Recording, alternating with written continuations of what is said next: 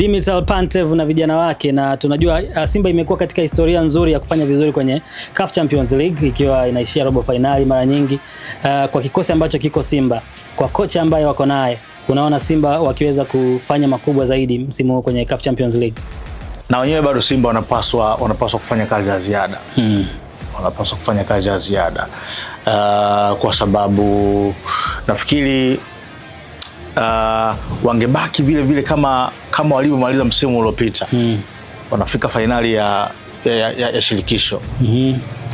Nafikiri msimu huu ningewapa nafasi zaidi ya kupushi kwenda nusu fainali ya Champions League. Lakini nafikiri kuondoka kwa Fadlu kwa ghafla kumevuruga plani nyingi za Simba. Umeelewa? Umeleta mwalimu mpya Pantev. Unamuona kama ni mtu ambaye na yeye anajitafuta ndani ya timu. Umeelewa? Na yeye anajitafuta ndani ya timu. Kuna vitu ambavyo anajaribu kuvi-introduce ndani ya kikosi cha Simba. Na ndio maana umekuwa ukiona kuna rotations za hapa na pale. Sio, anajaribu kuona kwenye ninachokitaka kwenye timu, nikimweka huyu itatokea nini, nikiweka huyu itakuwaje, nikifanya hivi. Unaelewa? Kwa hiyo Simba na Pantev wako kwenye hiyo period, wako kwenye wakati huo. Umeelewa? Sasa wao kwenye nyakati hiyo, unaangalia pia na aina ya kundi ambalo wapo. Petro, sio? De Luanda, na Esperance, pamoja na Stade Malien. Unaelewa? Hizi timu zote of course zina hili kundi, timu zote hizi zina ile CAF heritage, na uzoefu. Simba na wenyewe unamweka kwenye hiyo category kwa sababu kuqualify robo finali 7 time nchi hii haijawahi kutokea kabisa. Umeelewa?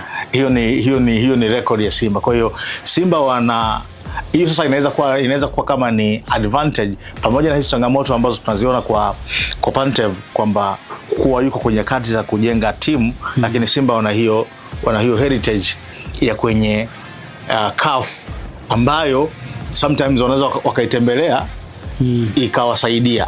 Kwa watu wakitazama kwa majina ya wakina Petro de Luanda, akina Stade Malien, wanadhani kwamba labda Simba anaweza kama amepata kundi mchekea kwa sababu wanamuona champion pale ni mmoja tu, Esperance de Tunis. Unadhani ni kundi ambalo Simba anaweza kuwa na advantage? Advantage hiyo nimeitaja kama ni Simba wana DNA ya mashindano ya CAF.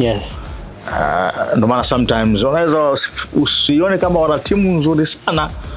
Hata msimu uliopita wakati wanafika finali ya CAF Confederation, Simba hawakuwa na kikosi top, na ndio maana hata baada ya season kuisha kuna wachezaji wengi wamewacha kwenye ile timu.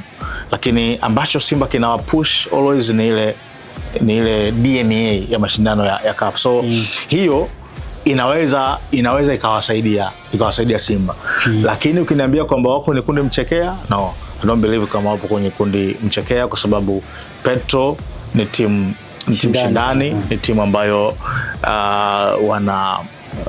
wana resources, sio? Ni timu ambayo ina mzigo na imeshafika kwenye hatua za juu kwenye mashindano ya CAF. Esperance ni aina ya timu ambayo ikija kwenye haya mashindano wao wanawaza kuchukua kombe, kwa sababu unajua kwenye haya mashindano kila timu inakwenda ina malengo yake au ina kombe lake. Sio? Yanga wametuambia wao mafanikio yao ni group stage. Ndio. Anasema engineer.